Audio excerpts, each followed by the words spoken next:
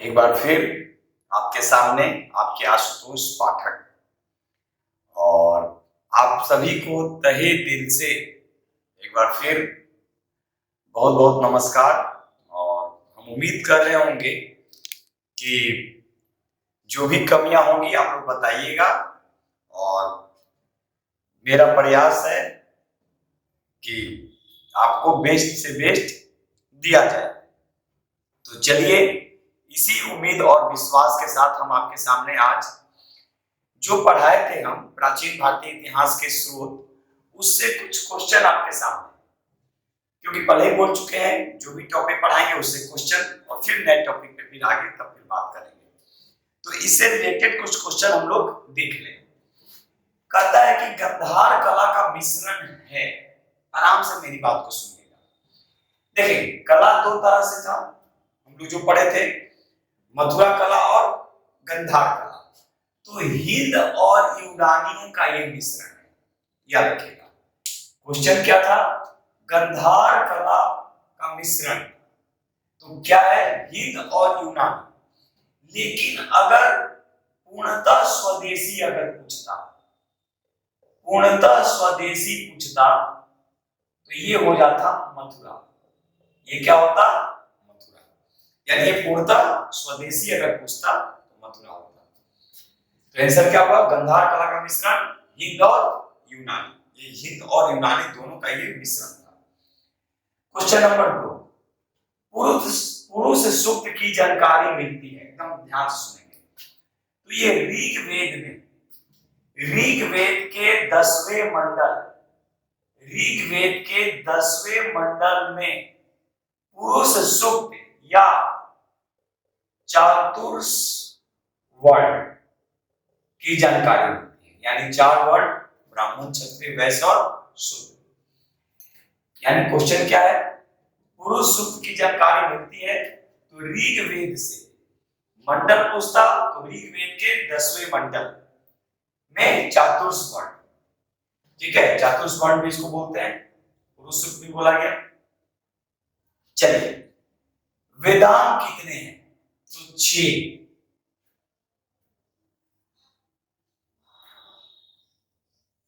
कल, ज्योतिष, निरुक्त, छंद, शिक्षा और व्याकरण। तो ये क्या है? ये 6 जो है, ये 6 वेदांग है। यानी वेदांगों की कुल संख्या 6। कौन कौन? कल, निरुक्त, ज्योतिष, छंद, शिक्षा और व्याकरण। ये 6 क्या है? तो ये 6 वेदांग है। अगला क्वेश्चन, महाभारत को कितने पर्वों या भागों में बांटा गया? देखिए, 18 भागों में महाभारत को बांटा गया या पर्वों में बांटा गया। देखेंगे, विश्व के 2 महाकाव्य में सबसे बड़ा महाकाव्य जो है वो महाभारत है। यानी महाभारत का पुराना नाम जय संहिता, महर्षि वेद व्यास के द्वारा ये लिखा गया था। तो आपसे क्वेश्चन ये भी पूछा जा सकता है कि महाभारत का पुराना नाम, तो इसका पुराना नाम अगर होगा तो महाभारत का पुराना नाम यहां कर दे रहे हैं जय संहिता। याद रखिएगा, जय संहिता। क्वेश्चन नंबर 5, वायु पुराण किस वंश की जानकारी, वायु पुराण से किस वंश की जानकारी मिलती है? देखिए, गुप्त। एक तरीका याद रखिएगा, जिसे पुराण आपको हम बता रहे हैं। जैसे वायु पुराण, तो वायु कैसी होती है? गुप्त होती है, तो गुप्त वंश। उसके बाद मत्स्य पुराण, तो सबसे ज्यादा मछली कहां? आंध्र में, तो आंध्र सातवाहन वंश से, आंध्र सातवाहन हो गया। और एक है मौर्य वंश। तो भाई किसके सिर पे मौर? तो भगवान विष्णु, तो विष्णु पुराण से मौर्य वंश के बारे में। तो हवा कैसी होती है? गुप्त होती है, तो वायु पुराण, गुप्त वंश। उसके बाद अगर आपसे पूछा जाएगा विष्णु पुराण से तो मौर्य वंश, और मत्स्य पुराण से तो आंध्र सातवाहन वंश की जानकारी मिलती है। यानी मत्स्य पुराण से आंध्र सातवाहन वंश, तो आंध्र प्रदेश में मछली मिलती है तो आंध्र सातवाहन वंश याद रखना है, आंध्र सातवाहन वंश। इन तीनों वंश का यहाँ क्वेश्चन क्या था, वायु पुराण से किस वंश की जानकारी मिलती है, तो ये है गुप्त वंश। क्वेश्चन नंबर 6, 16 महाजनपदों की जानकारी मिलती है। तो देखिए यहाँ पे क्वेश्चन क्या है, 16 महाजनपद सीधे से पूछा गया। तो ये बौद्ध धर्म के अंगुत्तर निकाय और जैन धर्म के भगवती सूत्र, याद रखिएगा। अगर अंगुत्तर निकाय की बात करेगा तो बौद्ध धर्म, और भगवती सूत्र की बात करेगा तो जैन धर्म। यानी जो टोटल यानी कुल 16 जो महाजनपद थे उसकी जो जानकारी जो मिलती है, याद रखिएगा। तो 16 महाजनपदों की जो जानकारी मिलती है बौद्ध धर्म के अंगुत्तर निकाय और जैन धर्म के भगवती सूत्र से 16 महाजनपदों की जानकारी मिलती है। क्वेश्चन नंबर 7, पुस्तक अर्थशास्त्र की तुलना की गई है। तो देखेंगे द प्रिंस से किया गया है। द प्रिंस किसके द्वारा लिखी गई पुस्तक, तो मेकियावेली, मेकियावेली की पुस्तक है द प्रिंस। तो ये अर्थशास्त्र किसके द्वारा लिखा गया, जो पुस्तक थी अर्थशास्त्र, तो ये चाणक्य या कौटिल्य जो भी बोलेंगे उनके द्वारा लिखी गई अर्थशास्त्र, ठीक है, शासन पद्धति पे यानी राजनीतिक पे ये आधारित पुस्तक थी। लेकिन अगर इसकी तुलना देखा जाए तो मेकियावेली की पुस्तक द प्रिंस से की गई है।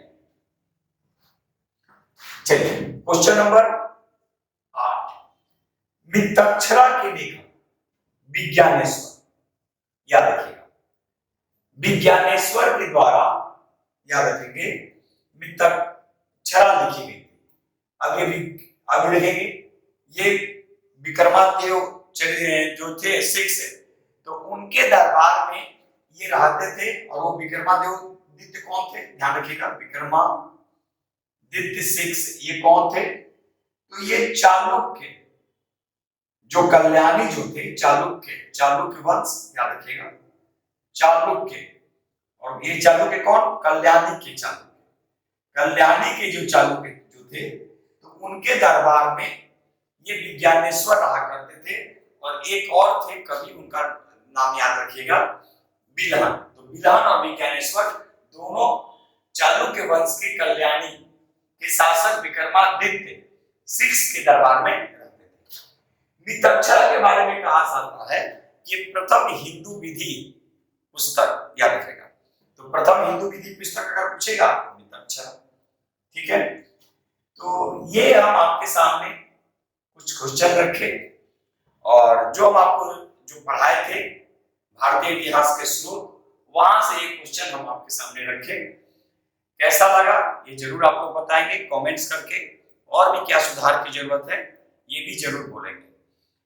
और मेरी कोशिश होती है कि आपको बेस्ट से बेस्ट दिया जाए, और जो भी मेरे पास सोर्स हैं, जो सुविधाएं हैं आपके सामने वीडियो अपलोड करने का, हम कोशिश करते हैं कि आपको बेस्ट से बेस्ट अपलोड किया जाए। तो खैर अब जो है इसी में चलना है और इसी को आगे बढ़ाना है। तो हम उम्मीद कर रहे होंगे कि आप लोग सुझाव भी देंगे कि और भी इसको कैसे बेस्ट बनाया जाए, ताकि ज्यादा से ज्यादा जो दूर दराज में जो बच्चे जो बैठे हैं उनको भी इसका लाभ मिल सके। तो चलिए, हम सब पे माँ की कृपा बनी रहे, इसी उम्मीद के साथ आज हम आपके सामने से विदा ले रहे हैं। जय हिंद, जय भारत, भारत माता की जय।